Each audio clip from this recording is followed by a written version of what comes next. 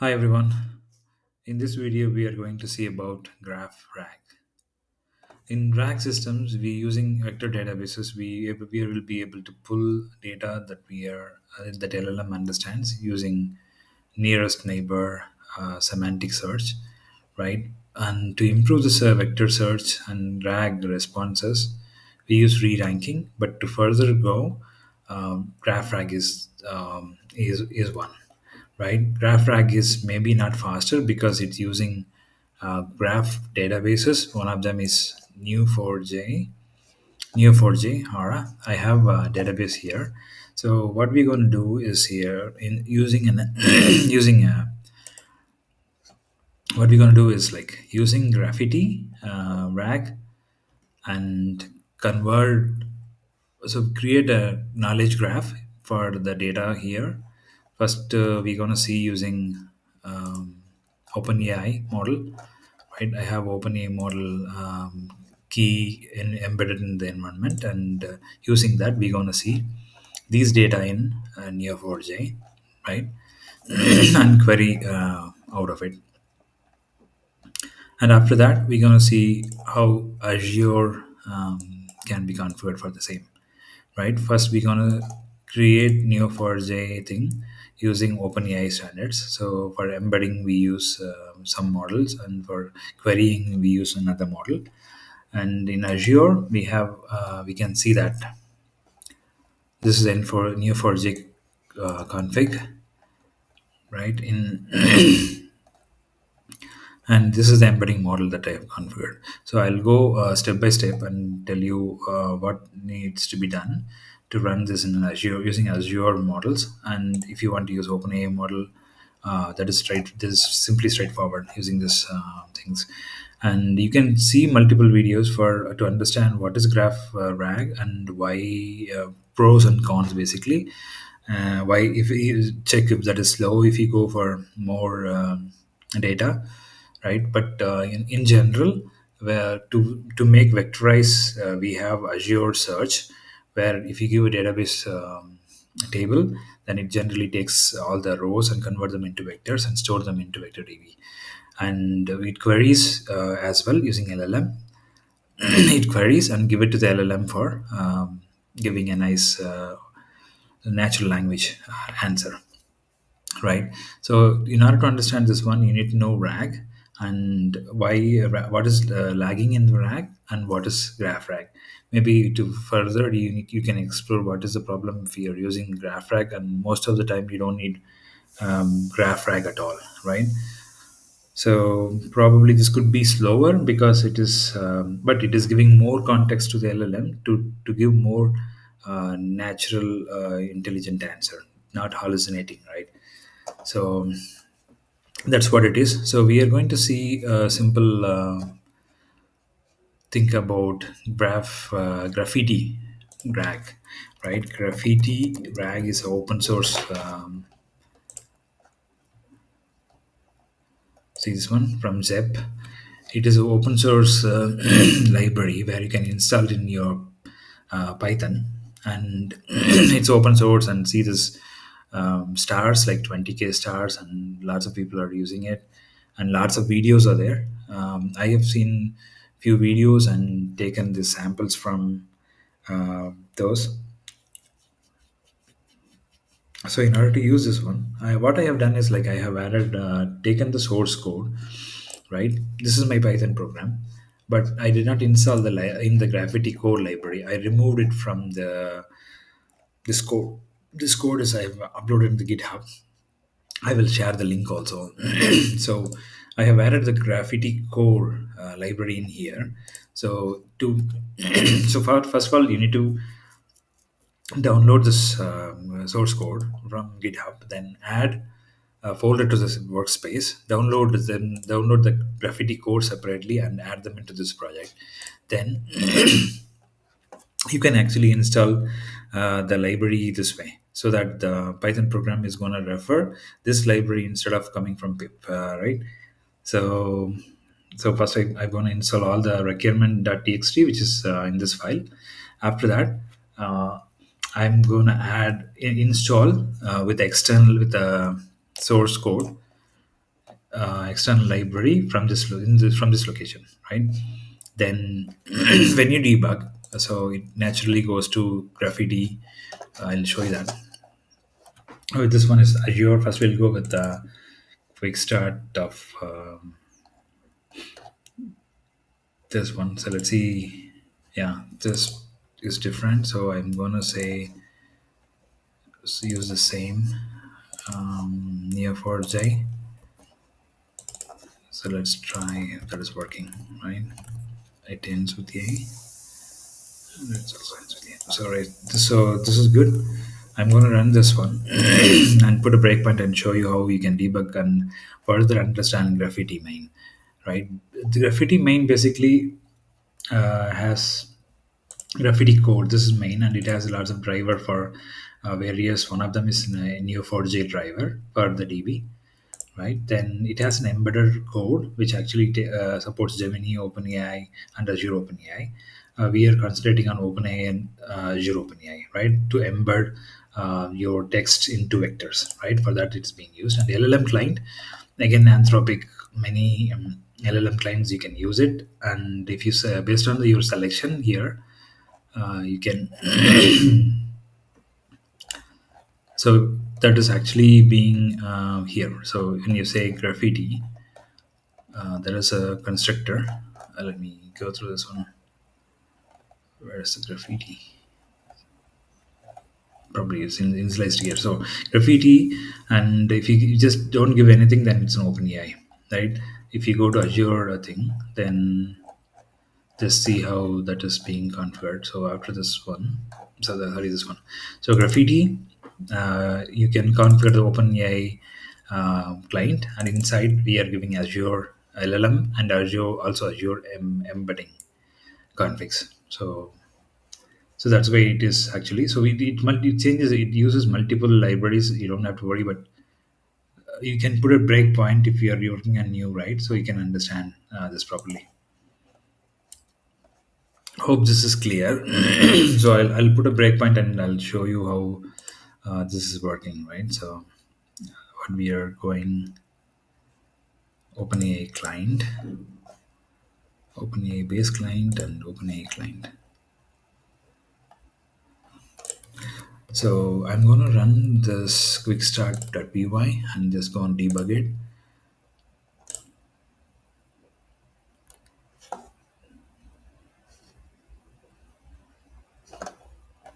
Let's put a breakpoint here, then it goes there, right there. From there, you can go to that library inside and debug, and step by step we can understand. See, this one, lots of calls already going on. I think this has crossed this place to OpenAI embeddings. It's being generated from the lots of model embeddings, and so we will see how this is stored in Neo4j, right? So I have a Neo4j online account, and I'm gonna show me all the loads, and right now I have nothing. I think this is gonna generate, and it's gonna talk to Neo4j and create the record. They call it as episodes. That so in a graph, yeah, in a graph database, right? Everything is nodes and the relations between nodes. I think graph API. Sorry, that is different. In the Neo4j document itself, we can see that.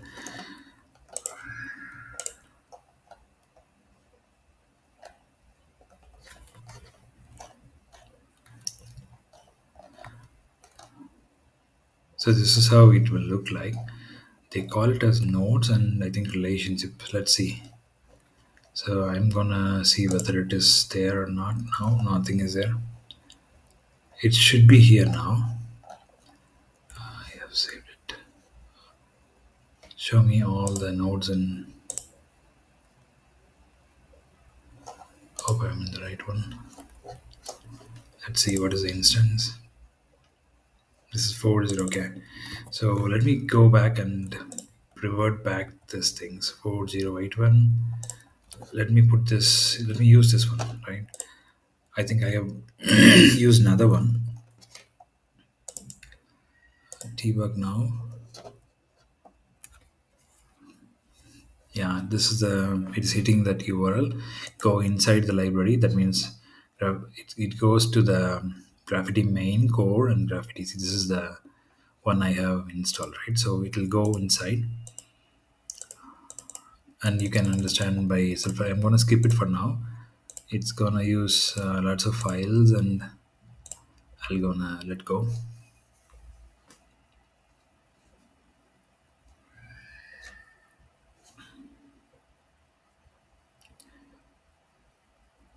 Some of the things are already there. Now we're gonna see query and check. Don't remove everything. And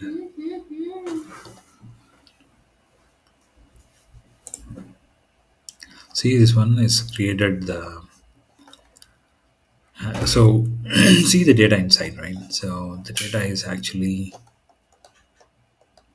it talks about graph rag, and basically the graph rag is basically to for the complex analysis. And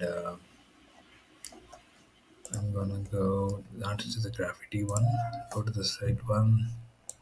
Where is my data? This is my data. So it talks about cloud and just ChatGPT 4.3.5. Now go back and see the Anthropic cloud. This thing has been created. Now I'm gonna run again. I think this, is it over? Yeah, it's still being processed.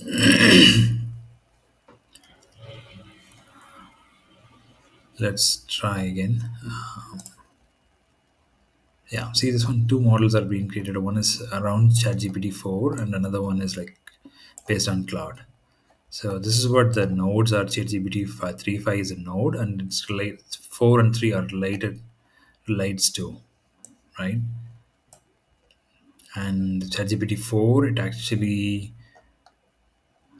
128,000 tokens, and this is all the data is being converted into a knowledge graph. Then you can actually see what is inside. So you see this one. Once I select this one, there is a there is a fact, and it just fact is ChatGPT was created and open by OpenAI. So these are the vector embeddings being created through our embedding models. See the vectors also being stored, and when you ask some question, the related information is being pulled and given to the LLM.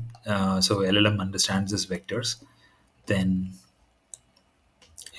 so you will get a very relative answer, right?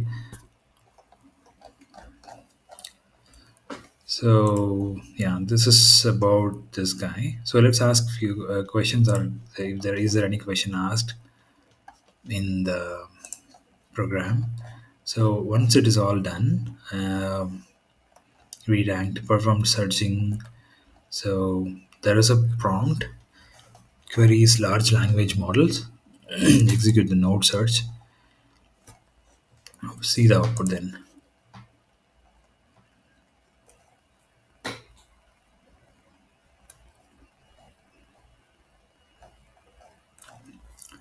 So this is where which AI, this is one of the question was asked, like which AI assistant is from Anthropic. So the results are Claude is the one. This is coming rightly, and between the right the this is valid between 2005 20. This relationship is valid between the nodes. So it is giving the answer. And so there are various studies being conducted, like this is very accurate, and then the vector dvs that you can see yourself, right? And now let's delete every node that is created and go back to remove everything as all removed. come back here and see whether the relationship is done. In the next video, I'm going to probably compare this both and take an article, and I'll show you like how efficient this is. Like there are a number of my articles is supporting already. Graph rag is so good. So let's try again. It is so here you have some AI. Show me all nodes and relationships. It's going to generate a cipher query. We can run it and see there are no records, right? Now I'm going to run this another program which I've written for Azure. This is in my GitHub under Graphiti repository. See this one. I have created so OpenAI using Graphiti RAG, OpenAI library. There is nothing we have to configure, just Graphiti and so sorry, this one is up there. So Graffiti constructor, we need to pass only three. But if you are using Azure, probably you need to pass more. And what is that more is this one. So let me open my Azure portal and show you how I created in the Foundry, where you need to if you need to use the model, then you need to use the in Azure, you need to use the Foundry here. This is Microsoft Foundry, where you can go and create models that you want to use. Right, these are the deployments I have created and given here. This is my API key for the Azure OpenAI, and you need to give a URL for if it is an Azure OpenAI, right? OpenAI is a default URL, but if you use Azure, then it should be different. So let's change this guy also, right? Neo4j config.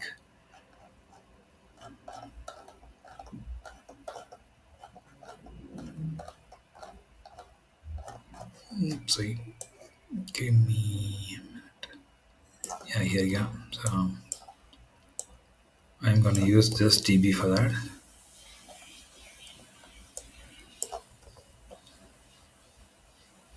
Okay, here Neo4j UI. Yeah, good here. And see, we are using one model. This is text embedding three layers, which is this one. That you need to create a deployment in order to use the models in from Azure Foundry, right? And I'm using ChatGPT 5 Nano because there is a reasoning model should be minimal. Uh, that's why I have used for in model and small model both in minimal. But ideally, it can be another model, but small model should be something is supporting the. So all ChatGPT 5 are using um, reasoning attribute, right? Equal to equal to minimal, moderate, and high. So if you want a deep search, and then you should be using high, I believe. So here we have a LLM endpoint, which is so if you click on this your model, right, you will get an endpoint URL and so this is my endpoint URL and the token, right? So I'm using that one here. I think I'm not using that one from there. Overview. I think I'm using. Let's go to the deployments again.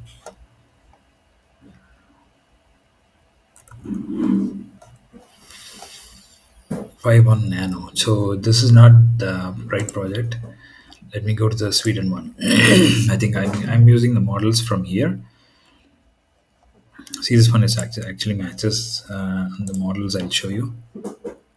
See, this is where I'm using those. Actually, I tried using 5.1 chat, but it is the reasoning model attribute is equal to minimal is not supporting.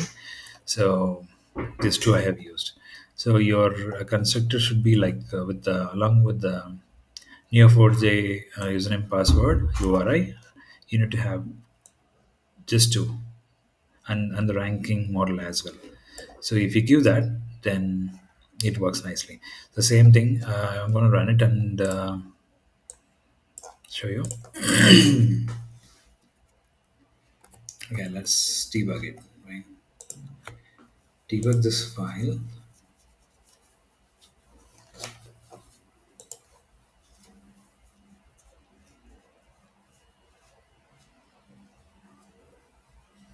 Some of the indexes are already there. You can ignore those safely.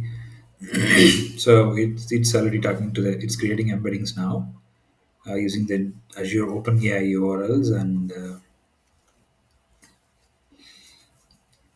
back and forth the embeddings are being created and stored in Neo4j. And when you ask a question, then the vectors it will get all the relevant items from the knowledge graph, and the knowledge graph does contains the vectors as well. So everything will be pulled, and the relevant things will be going to LLM. Then the LLM will make a decision based on the ranked uh, vectors, right? So let's give it a minute. Then we'll go and check in the near 4J URL. So don't remove everything right now. Do you have anything in your database? Yeah, something has been created. The same way Anthropic is just created now. Okay, yeah. See, this one is again being created. There are some inaccuracies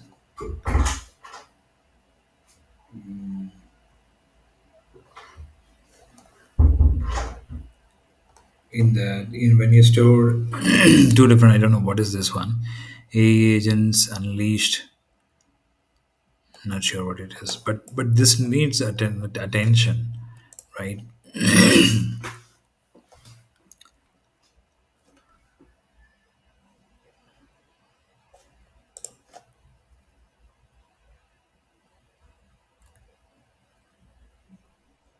So in my future videos, I will be comparing this to. So it's all done now, and let's examine the same question from Azure Open AI, right?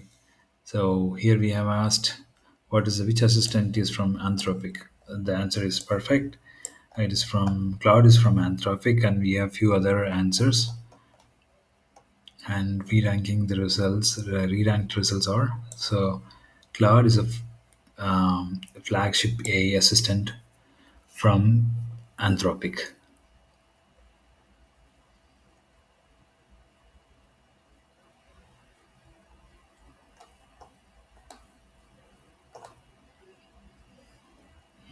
So basically, I did not talk about how this is the performance for this one. I'm just showing how this can be debugged and how Azure OpenAI can be implemented, right? So in the video, probably I'll concentrate on how this is very effective when you ask a deep question, because if you see this one, it actually saying cloud is the fragment, some confusing things which a vector based RAG cannot be handled, right? So using graph, this will be handled nicely.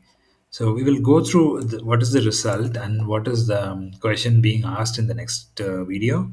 But this is purely for how you can use Azure Open AI in Graph RAG. So hope that is helpful. Thank you. See you in the next